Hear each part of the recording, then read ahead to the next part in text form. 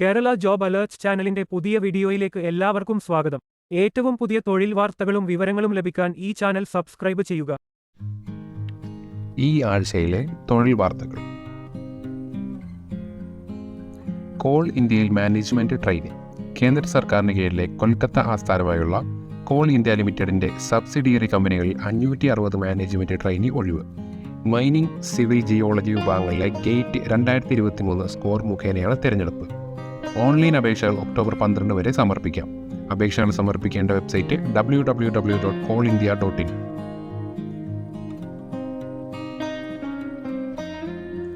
SBI specialist officer.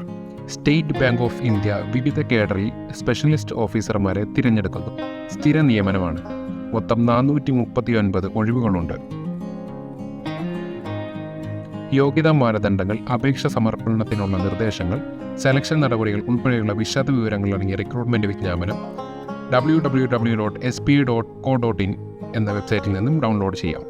നിർദ്ദേശാനുസരണം ഓൺലൈനായി October 6 വരെ അപേക്ഷകൾ സമർപ്പിക്കാം. കേരള ഹൈക്കോടതിയിൽ ക്ലറിക്കൽ അസിസ്റ്റന്റ്.